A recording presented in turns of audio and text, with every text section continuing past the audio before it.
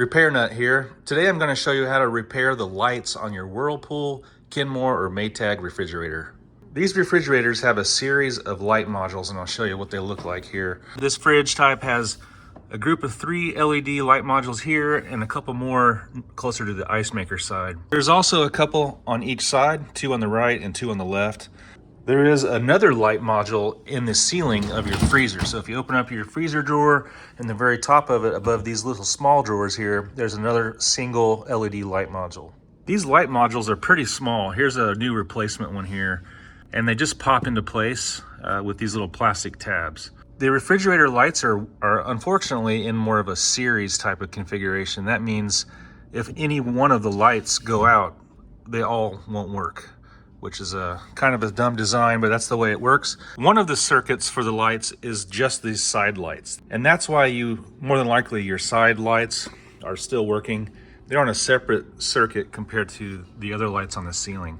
5 lights on the ceiling of your refrigerator are in one single circuit, along with the single light that's in the roof of the freezer. So any one of those lights being bad could cause all of them to not work. And similarly, if your side lights are not working, it could be any one of the 4 lights bad, causing all of them to not work. And what commonly happens is the single light that's down actually in your freezer is probably the one that's bad, more than likely. That light that lives in your freezer is in a harsher environment. It's subject to colder temperatures.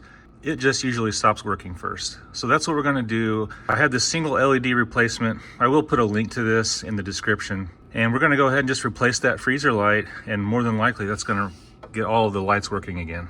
And if you just want to replace all the LEDs in here, you can buy them in 3 packs or even more than that if you wanna go ahead and replace all your lights. I'll also put a link to the bigger packs of these lights. Here's a closer up view of the LED light. It's pretty small, as you can see, and it just presses up into place. The whole thing here is only, like I said, a little over 2 inches long, and the actual tabs that you need to depress to remove them are about 1.5 inches long. So all you need to do to get this thing removed is slip something just above it in between the light and the ceiling of the refrigerator to kind of press down these little plastic tabs, and then the whole thing will just lower down and you can disconnect the wire connection and replace it. It's just that simple. Here are a few things that you could try to use to slip up in there to remove the clips. If you have a putty knife or something like this, it doesn't have to be this wide, but this is something that you could more than likely use to slip up in here above the light and press on those clips. If you have any tool, I have like a scraping tool here for working on automotive engines. This is something I had in my toolbox. This will probably work as well.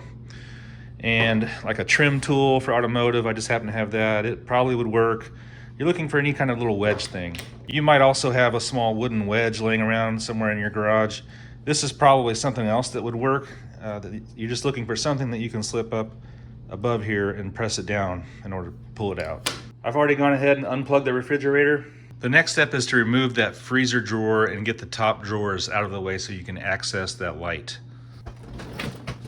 Now on the side of the drawer, there's a little clip right here that holds the main part of the shelf in. So you can actually just use your finger and just pull out on this, and then the inside of the drawer, the main part of the drawer, will lift up off of these rails.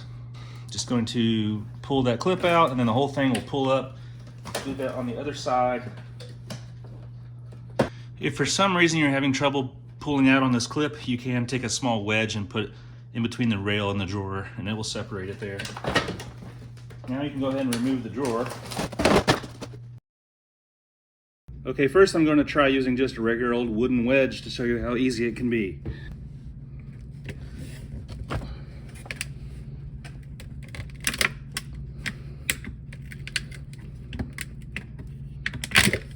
That's it.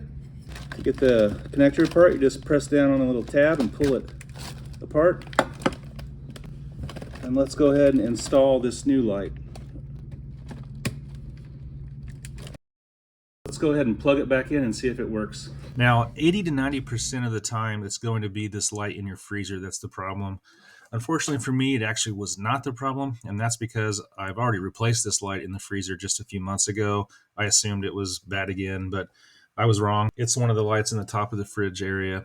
I wanted to start off by showing you this freezer light, since chances are for you, it's probably this light, and I'll definitely start with this one. So I'm gonna go ahead and swap the light back out and put the original light back in this freezer and reinstall it. I'll save my new light for finding the bad one up above in the refrigerator. All right, let's go ahead and replace this drawer. So go ahead and pull your rails back out to where you can access them.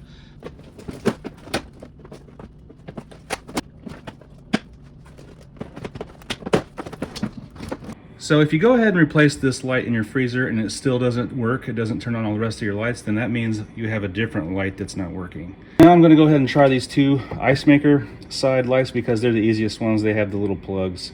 So we're gonna go ahead and remove this side here. Hopefully y'all can see this. I'm gonna use my kind of thin putty knife. It's the thinnest thing I have. Should be the easiest. I'm just gonna get it started in there and then use a flat screwdriver to kind of pry down a little, just gently, once I depress those tabs.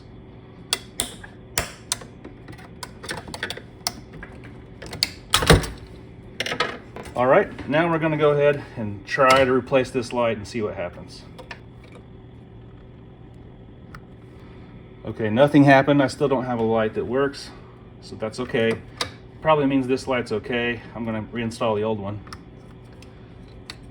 Press it back up. Let's try this other one in the back here.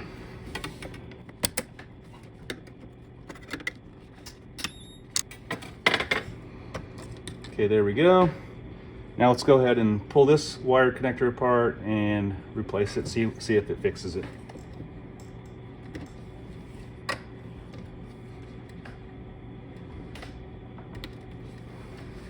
That was it. This light here on the ice maker side in the back was actually our culprit, and now all my lights work. So I'm going to go ahead and just tuck this back into position. Now that we've replaced the faulty light, all 5 of them on top work again, and the light in my freezer works also.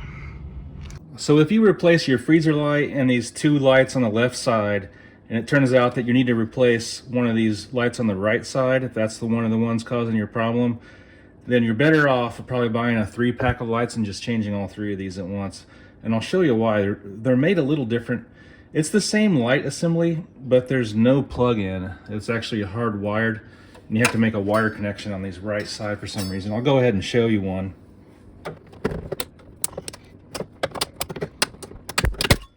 As you can see on this light that's working here on the right side, it's just a hard wire. There is no plug. And that's why when you buy a replacement light like this, they also come with 2 of these little wire splices, these little plastic splices. And that's for using it on this right side here. If I needed to replace this one here, for example, I could just cut the wires right here, get my new replacement plug, cut the plug off, and then basically wire them together. For example, you take the negative wire and it has a negative and a positive sign marked on here if you don't know, and place it. You just insert the wire into one side of this splice, take the other wire from your fridge, stick it in the other side, and then you just close the top of the splice and it pushes that metal pin down. You can smash it together until it snaps. You can use some pliers and just squeeze it, and that's it. There's no stripping of wires required or anything. But you can imagine if you went to the trouble to do that and you replace this, for example, this one, and it was not your problem, it would be more trouble than it's worth to undo that and to reconnect, you know, the other light that you removed. So you're probably better off buying a 3-pack of lights if you have to replace one of the 3 on this side. Or if you had extra splice connectors, you could just take the LED that you removed that's probably actually good and use it to try to install, and then repeat the process until you found the bad one. I'll go ahead and reinsert this one.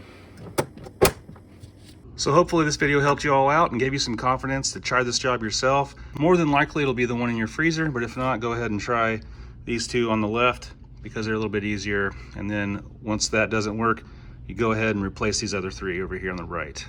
Once again, thanks for watching the Repair Nut videos. If this video helped you out, give me a thumbs up and follow for more useful household and automotive and any other maintenance tips.